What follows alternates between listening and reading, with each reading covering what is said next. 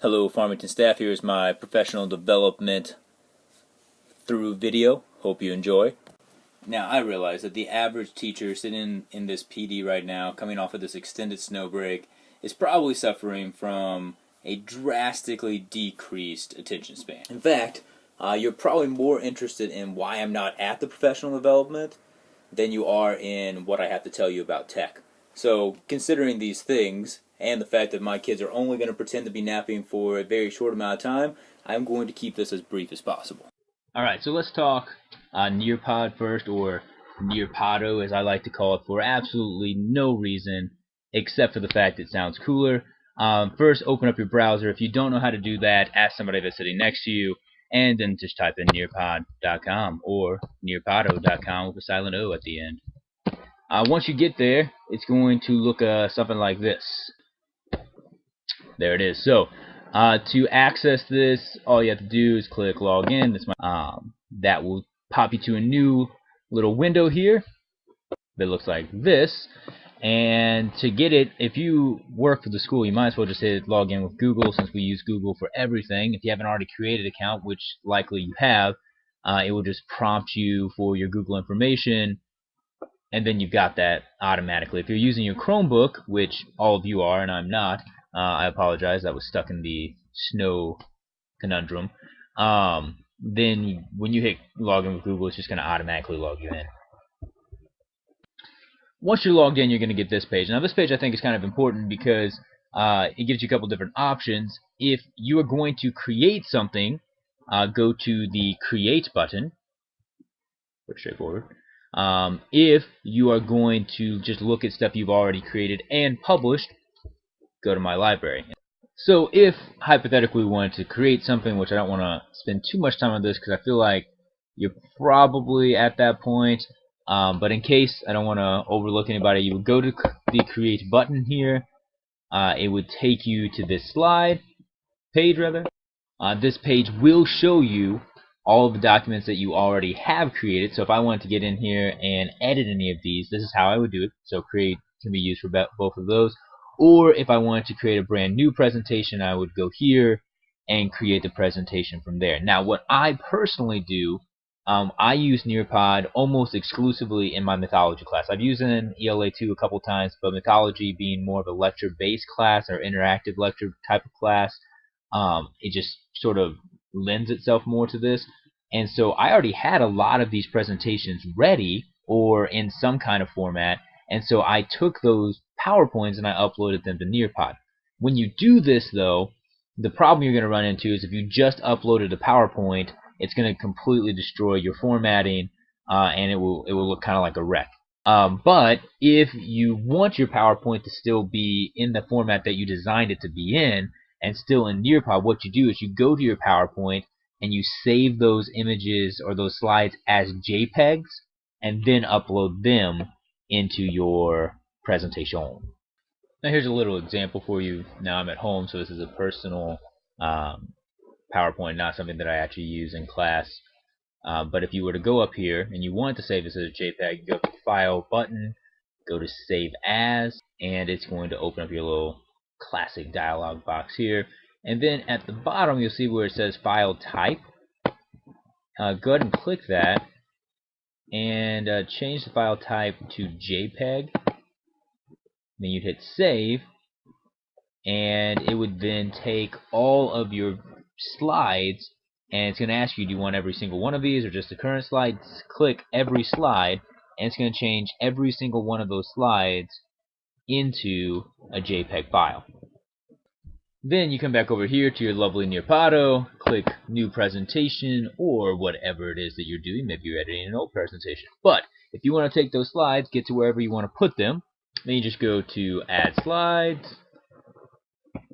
Either of these two places would work just fine. Then Add Content. And here's what you're going to do. You could upload this as a slideshow, and then the kids would be able to move however they want. But if you want them to be controlled by you, which, let's face it, as teachers, we do like control, go to Add Slide, like that. Then go to Image, because remember, you've saved these files as JPEG, which is like a picture format.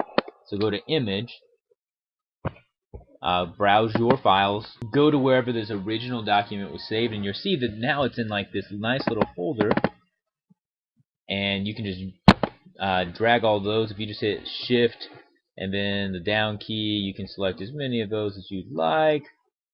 Then you go to open those. Now at this point it might say something like this: do you want them to be uploaded as a slideshow or single slides?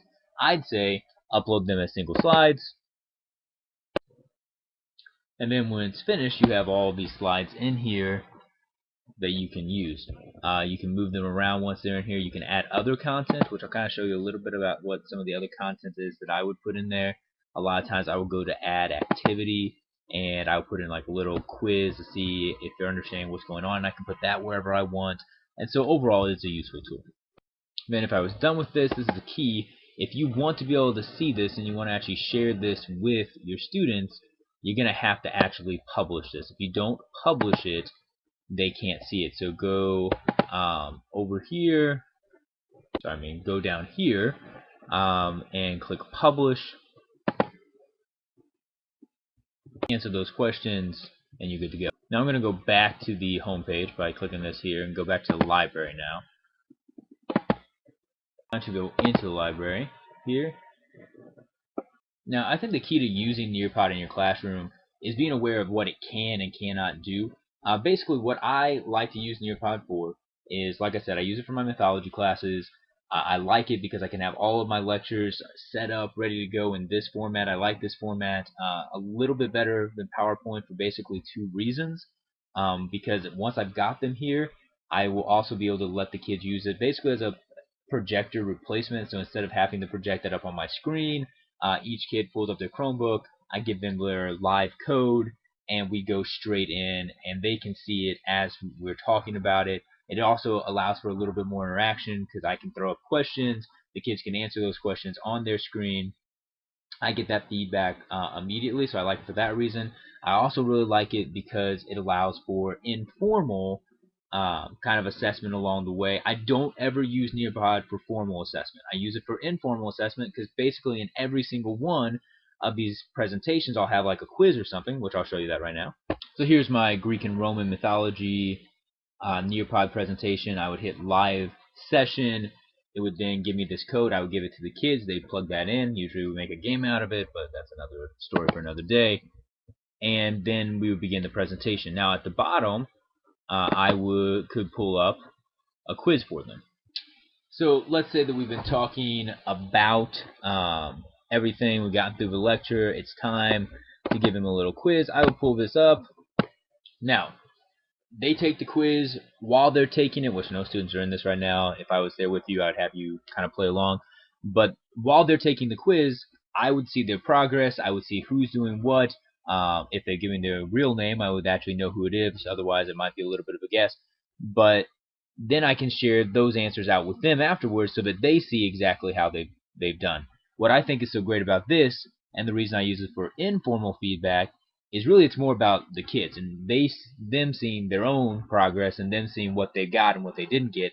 I don't ever put this into the grade book, and the reason I don't do that is partly because it's just not how I run my class. But secondly, if something were to happen and I just did a live session of this Nearpod presentation, and they're taking this quiz, and then we're out of it for whatever reason, or we don't get through it all, so we have to leave and we come back later the next day, all of their answers are not going to be saved on Nearpod. So if you planned on using it that way, you need to have a heads up so that you realize if you just do the live session option, homework option is a little bit different, but if you just do the live session option, the kids are not logged into Nearpod. They're just answering it as kind of like an anonymous user with a little nickname. They don't save those answers. So I use it for informal because I see that immediately. They see that immediately. We can plan accordingly, but I don't ever use it for formal assessment because it's just not really suited for that. If I'm going to do a formal assessment, personally, I'm probably going to do a Google-based application. I'm going to go ahead and go over to Hapara, talk about that for just a second. I really don't use it a ton, but there are basically two things that I use Hapara for in my classroom. Take it for what that is.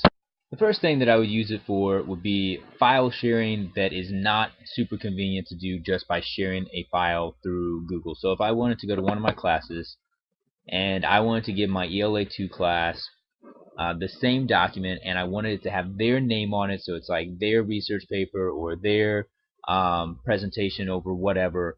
I could go in here and I could share that with every student. They would get that into their Hapara folder. I don't have to go through the hoopla of getting them to set it up or making a copy of what I've sent them, or if I want them all to have the same document, and I want it to be set up in such a way that they can comment on it.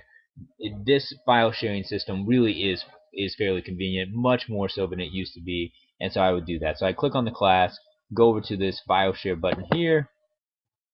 So then I just choose what document I want to share. I can either navigate to my drive itself, pick one that I've already made, or I can create brand new documents and choose to send those. Then I choose who I want to send it to, and this is really great because I can choose just the class that I'm on, or from here I can also pick to choose it to all my English Language Arts 2 classes or all of my mythology classes. So that's really nice. And the next thing I like is the interact feature, which I'm not going to actually, I'm going to cut it back here a little bit because I don't want you to actually see student names. I don't want any confidentiality issues showing up here. But with the interact, the only time I really have time to use it is if the students are taking an online test. But then it is nice because if they're testing and I want to be able to keep track of all of them at the same time, I can click on this interact. It will show me what they have up on their screen. It will actually show me screenshots of their screens. That's the difference between browser tabs and current tabs. Browser tabs will show you all the different things they have open. Current screen will show you what they're actually looking at. That's really nice. I can send them messages directly from this if I need to kind of redirect them. But this is really nice. The only time, again, that I have a chance to use it is when they're testing. Otherwise, I don't have time to just be in front of the screen while they're doing that. But during testing, this has been a very useful tool to me. And that's basically what I use Hapara for right now. Okay, so since most of you have probably been drifting since I switched it over to screen capture anyway, I'm going to end there. If you have any questions, comments, concerns, please for mercy, shoot them to our Upchurch at farmington.k12.mo.us, or if you really want your questions answered, shoot those to msouthern at farmington.k12.mo.us. Thank you. Have a great day.